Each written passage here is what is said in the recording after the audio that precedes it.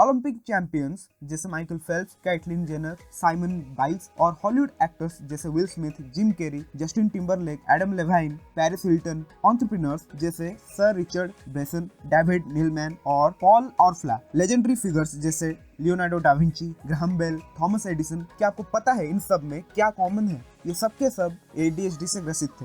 सिर्फ इतना ही नहीं, और भी कई सारे पॉपुलर फिगर्स हैं जो सिर्फ ADHD से ही नहीं बल्कि OCD और डिस्लेक्सिया से ग्रसित थे। OCD और डिस्लेक्सिया के बारे में फिर कभी डिस्कस करेंगे। आज का टॉपिक ADHD है। ADHD एक न्यूरोलॉजिकल कॉग्निटिव डिसऑर्डर है जिसमें अफेक्टेड पर्सन को चुपचाप बैठने में, चीजें याद रखने में, इंस्ट्रक्शंस को फॉलो करने में बहुत प्रॉब्लम होता है। ADHD एक कॉम्प्लिकेटेड डिजीज है, इसीलिए बेस्ट पेडियाट्रिशियन के लिए भी ADHD को डायग्नोज करने में बहुत मुश्किल होता है। पूरी दुनिया के 5 से 8% बच्चे ADHD से पीड़ित हैं। अगर किसी बच्चे को ADHD होना होता है तो उसको 5-6 साल की उम्र से ही हो जाता है। ऐसा नहीं होता है कि एक दिन सुबह उठा और पता चलता है कि तुमको ADHD हो गया है। लेकिन ADHD एक अंडर रिसर्च्ड टॉपिक है, इसीलिए लोगों का ADHD के ऊपर कुछ गलत मिसकंसेप्शन बन गया है। इसीलिए हम इस एपिसोड में ADHD के बारे में 5 मेजर मिसकंसेप्शंस को अनकवर करेंगे। So in this episode we will discuss the 5 major myths around ADHD.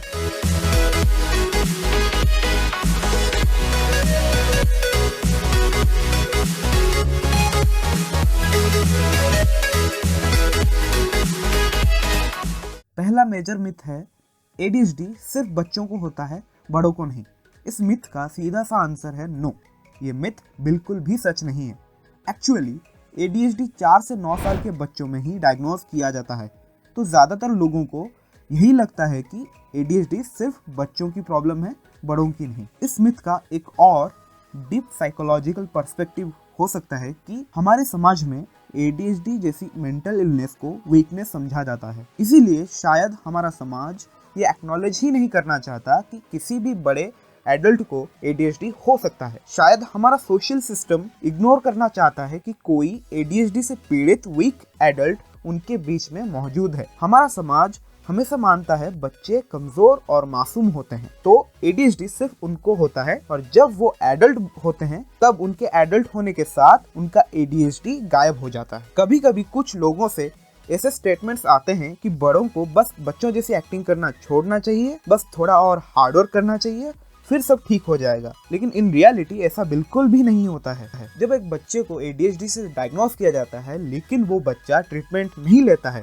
और आगे जाकर वो एडल्ट बनता है, तो ऐसा नहीं है कि उसका अनट्रीटेड ADHD अचानक से गायब हो जाएगा, बल्कि उसका अनट्रीटेड ADHD उसके लिए और भी बड़े बड़े प्रॉब्लम्स क्रिएट करता है। एक एस्टिमेट के हिसाब से दुनिया के 2.5% एडल्ट्स ADHD से सफर कर रहे हैं, और ये नंबर बहुत तेजी से इंक्रीज हो रहा है। अनट्रीटेड ADHD के वजह से एडल्ट्स जॉब्स में, रिलेशनशिप में डिफिकल्टी फेस करते हैं। अनट्रीटेड ADHD के कारण एडल्ट्स जिंदगी भर low self esteem, clinical depression और क्रॉनिक स्ट्रेस से सफर कर रहे हैं। ज्यादातर वुमेन अनट्रीटेड ADHD के वजह से फाइब्रोमैल्गिया नाम की डिजीज से सफर कर सकते हैं। इंसोमेनिया, डिमेंशिया जैसे कॉग्निटिव डिसऑर्डर्स भी अनट्रीटेड ADHD के वजह से हो सकते हैं। किसी भी पर्सन के लिए ADHD से अफेक्ट होना कभी भी एक ऑप्शन नहीं होता है। ADHD के वजह से एक पर्सन के गलत बिहेवियर्स कभी इंटेंशनल नहीं होता है और वो उससे कंट्रोल भी नहीं कर सकता है। सेकंड मिथ है ADHD का ट्रीटमेंट करना बेकार है और कोई फायदा नहीं है। हालांकि ये मिथ सबसे बेकार मिसकंसेप्शन है, क्योंकि मैंने अभी आपको अनट्रीटेड ADHD के क्या क्या रिस्क हो सकते हैं वो सब के बारे में बता दिया। हालांकि इस मिसकंसेप्शन के 2 रीजंस हो सकते हैं। पहला ये है कि ADHD के लिए जो मेडिसिन है उनसे बहुत सारे साइड इफेक्ट्स होते हैं, जैसे liver complications, stomach cramps, diarrhoea, sleep disorders, भूख कम लगना, एंजाइटी अटैक्स होना एक्सेट्रा। और दूसरा रीजन ये हो सकता है कि ADHD के ट्रीटमेंट के लिए मेडिसिन यूज करने से वो पर्सन ड्रग एडिक्ट बन जाता है। असल में ऐसा नहीं होता है। मेडिसिन को डॉक्टर्स के हिसाब से कंज्यूम करने से कुछ नहीं होता है, लेकिन अगर ट्रीटमेंट नहीं लिया गया ADHD से अफेक्टेड पर्सन, तो सब्सटेंस अब्यूज करने का बहुत ज्यादा चांसेस रहता होता है अगर जो लोग मेडिसिन को प्रेफर नहीं करना चाहते तो उनके लिए भी कई सारे दूसरे ट्रीटमेंट्स अवेलेबल हैं, जैसे occupational therapy, cognitive behaviour therapy, psychosocial training और एक्सेट्रा। ऑक्यूपेशनल थेरेपी में yoga, exercises, aromatherapy, music therapy करके सेल्फ एस्टीम, हैंड राइटिंग को इम्प्रूव किया जाता है। एरोमा एंड म्यूजिक थेरेपी से रिलैक्स्ड स्लीप और सेल्फ कंट्रोल डेवलप होता है। कॉग्निटिव बिहेवियर थेरेपी में स्ट्रेस को कंट्रोल करना, टाइम मैनेज करना, प्रोडक्टिविटी इंक्रीज करना सिखाया जाता है। साइकोसोशल ट्रेनिंग में कम्युनिकेशन एंड सोशल स्किल पे ध्यान दिया जाता है। तीसरा मिथ है ADHD से पीड़ित हर एक पर्सन एक ही तरह का सिम्टम्स शो करते हैं। सबसे पहले तो ADHD एक कोई डेफिनेटिव डिजीज नहीं है जिसके कुछ स्पेसिफिक सिम्टम्स हो। ADHD एक 20 सिम्टम्स का कलेक्शन है। ADHD को 3 प्रकार से डायग्नोज किया जाता है। पहला है इनअटेंटिव टाइप ADHD, दूसरा है हाइपर एक्टिव या इम्पल्सिव टाइप ADHD, तीसरा है इनअटेंटिव टाइप और हाइपर एक्टिव टाइप ADHD का कॉम्बिनेशन। इसको इस तरह से समझने की कोशिश करते हैं।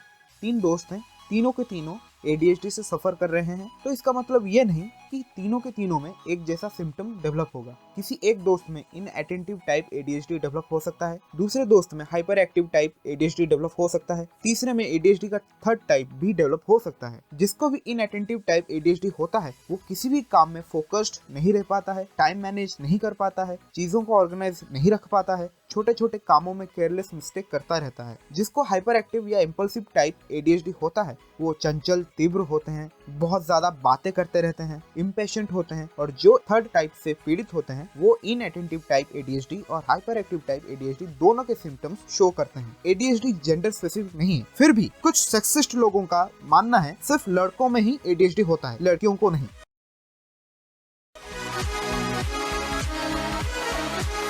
Myth number 4, junk foods and cold drinks cause ADHD। कुछ पेरेंट्स जो अपने बच्चे का ADHD के लिए ट्रीटमेंट कर रहे होते हैं, उन्हीं का नॉर्मली ये सोचना होता है कि जंक फूड और कोल्ड ड्रिंक्स के वजह से ADHD होता है।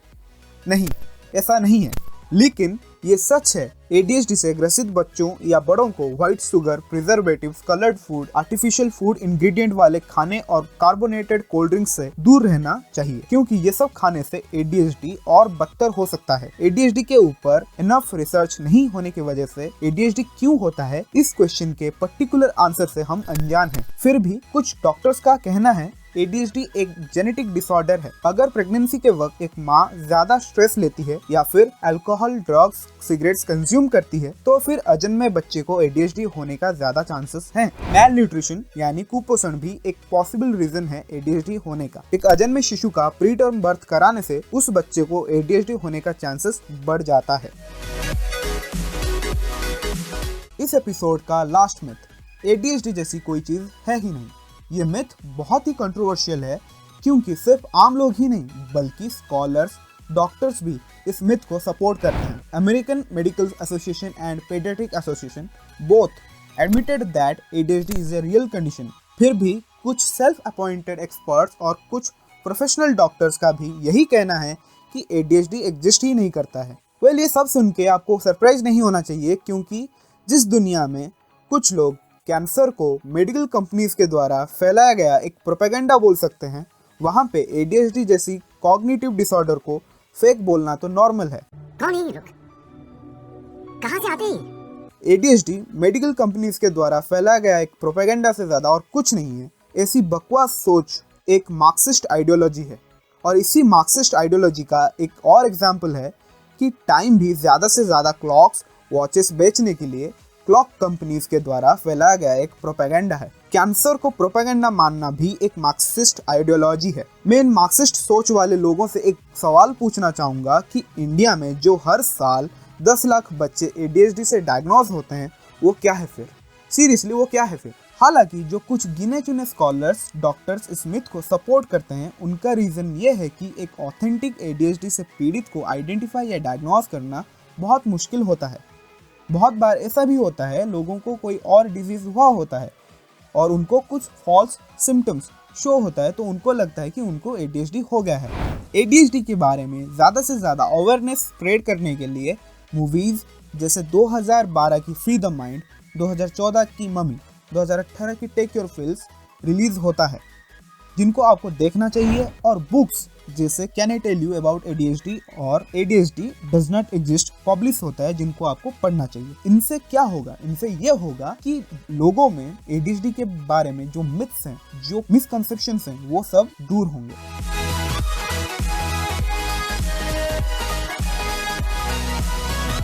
Thanks for being here. इतने सारे बातें कहने का और मिनट लंबी वीडियो को दिखाने के पीछे हमारा 2 पॉइंट है। पहला, अगर आपके आसपास कोई किसी मेंटल डिसऑर्डर से सफ़र कर रहा है तो उसको जज करने से पहले उसके साथ एम्पथाइज करें, उसको समझें। और दूसरा, अगर कोई आपके सामने ADHD के बारे में सही गलत बोल रहा है तो उसको हमारा ये वीडियो दिखाइए। देखिए, ADHD कोई एक डिसेबिलिटी नहीं है। सही काउंसलिंग से ADHD से अफेक्टेड पर्सन एक अच्छा खासा एथलीट, आर्टिस्ट या किसी भी फील्ड में एक्सपर्ट बनकर एक खुशहाल जिंदगी जी सकता है। अगर आपको ADHD के बारे में और भी ज़्यादा डिटेल में जानना है देन हमारा लेटेस्ट पॉडकास्ट ट्राई कीजिए। आशा करता हूँ ये एपिसोड से आपको कुछ सीखने मिला होगा और आपको पसंद आया होगा। If you like our content then like this video, share it with your friends and family, subscribe to our channel, follow us on Instagram and Twitter, like our Facebook page, join our Telegram channel, listen us on Spotify, and let's make a healthy community on social media. Sayonara. तू जो सोचता है बोलता बोलता फिरता तोलता, चाल पे तेरी उनका कंट्रोल सा है। तुझ में चिंगारी भरी जैसे बना तू पेट्रोल, इस प्रोपेगेंडा पे तू ले ले कंट्रोल सा। तुझे जड़ से मिटाने का एजेंडा है, अपने घर के बंदों को भूल के तू बैठा है। अभी समय तेरे हाथ में, जो चलेगा तू साथ में, तो हाथ ले और खोल दे तू पंखों को अब सारे। प्रोपेगेंडा प्रोपेगेंडा प्रोपेगेंडा है सब, प्रोपेगेंडा प्रोपेगेंडा प्रोपेगेंडा